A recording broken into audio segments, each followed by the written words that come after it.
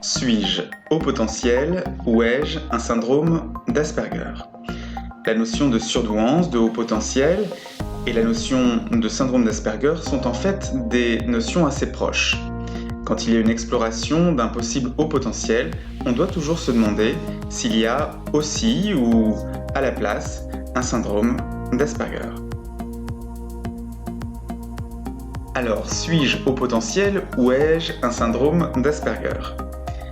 Il y a beaucoup de similitudes entre haut potentiel et syndrome d'Asperger, mais il y a aussi des différences qui sont importantes. Il est cependant possible d'être à la fois haut potentiel et d'avoir un syndrome d'Asperger. Voyons maintenant quelles sont les similitudes et les différences. Première similitude, le vécu de décalage. Il y a chez les personnes à haut potentiel et chez les personnes avec un syndrome d'Asperger un sentiment d'être différent, d'être en décalage avec la plupart des autres, souvent dès l'enfance. L'empathie émotionnelle. Souvent, les personnes avec un haut potentiel et les personnes avec un syndrome d'Asperger ressentent les émotions des autres personnes, parfois d'une façon très intense. A l'inverse, il y a une différence au niveau de l'empathie cognitive, c'est-à-dire cette capacité à identifier les émotions des autres, à lire par exemple sur le visage d'une personne qu'elle est triste ou qu'elle est surprise ou qu'elle est anxieuse. Chez les personnes à haut potentiel, il y a une forte empathie cognitive, alors que cette empathie cognitive fait souvent défaut aux personnes avec un syndrome d'Asperger. L'hypersensibilité. L'hypersensibilité est un point commun. Les personnes à haut potentiel ont souvent une hypersensibilité émotionnelle et qu'elles aient aussi une hypersensibilité au niveau d'un ou de plusieurs sens. Chez les personnes avec un syndrome d'Asperger, on trouve souvent une hypersensibilité sensorielle, souvent une sensibilité particulière à certains bruits ou certaines textures de vêtements sur la peau, mais il est possible aussi qu'il y ait une hypersensibilité émotionnelle. Au niveau de l'expression des émotions, on trouve là une différence. Les personnes avec un haut potentiel ont des émotions variées, vivent des émotions variées, et ces émotions sont souvent exprimées facilement. Alors que les personnes avec un syndrome d'Asperger ne verbalisent pas ou verbalisent moins facilement leurs émotions. Le sens de la justice est une similitude. Les personnes avec un haut potentiel et les personnes avec un syndrome d'Asperger ont souvent une grande sensibilité à diverses formes d'injustice.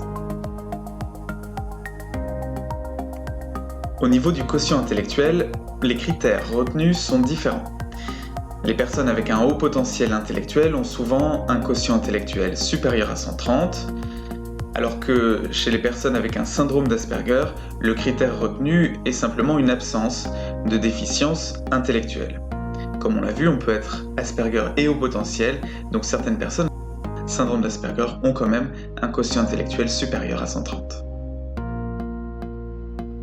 La différence intelligence verbale, intelligence non verbale.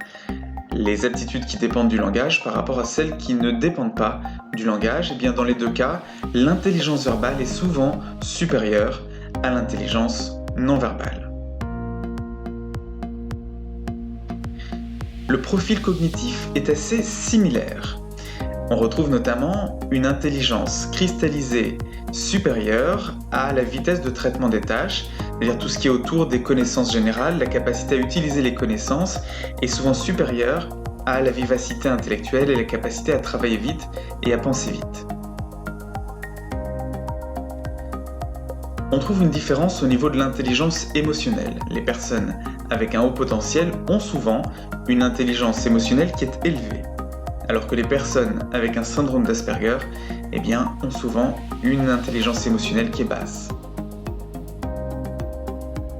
Au niveau de la maladresse, on trouve aussi une différence importante puisque les personnes avec un haut potentiel ne sont généralement pas maladroites, alors qu'il y a une maladresse physique qui accompagne souvent le syndrome d'Asperger. Des intérêts intenses. Les personnes avec un haut potentiel et les personnes avec un syndrome d'Asperger ont des intérêts intenses, mais ils sont souvent plus variés chez les personnes à haut potentiel alors qu'ils sont restreints à un ou quelques intérêts chez les personnes avec un syndrome d'Asperger. Le nombre de tâches réalisées en même temps. Les personnes avec un haut potentiel sont souvent à l'aise pour faire plusieurs tâches à la fois, alors que c'est généralement difficile pour les personnes avec un syndrome d'Asperger qui préfèrent ne se concentrer que sur une tâche à la fois. L'imagination. Les personnes avec un haut potentiel ont souvent une imagination débordante, alors que les personnes avec un syndrome d'Asperger ont une difficulté à être dans l'imaginaire ou une imagination qui est limitée à un domaine. Le mode de pensée, les personnes avec un haut potentiel ont souvent une pensée en arborescence, une pensée en réseau qui se déploie dans plusieurs directions, parfois en même temps. Plusieurs pensées créant d'autres pensées qui créent à leur tour un certain nombre d'autres pensées, alors que les personnes avec un syndrome d'Asperger ont souvent une pensée séquentielle, c'est-à-dire une pensée linéaire. Il y a une différence aussi au niveau du perfectionnisme. Les personnes avec un haut potentiel sont souvent très perfectionnistes, alors que les personnes avec un syndrome d'Asperger ne sont souvent pas perfectionnistes, sauf pour des intérêts investis intensément. La tolérance au changement. Les personnes avec un haut potentiel ont besoin de changement, ont besoin que les choses changent, besoin de nouveautés, alors que les personnes avec un syndrome d'Asperger vivent souvent mal les changements.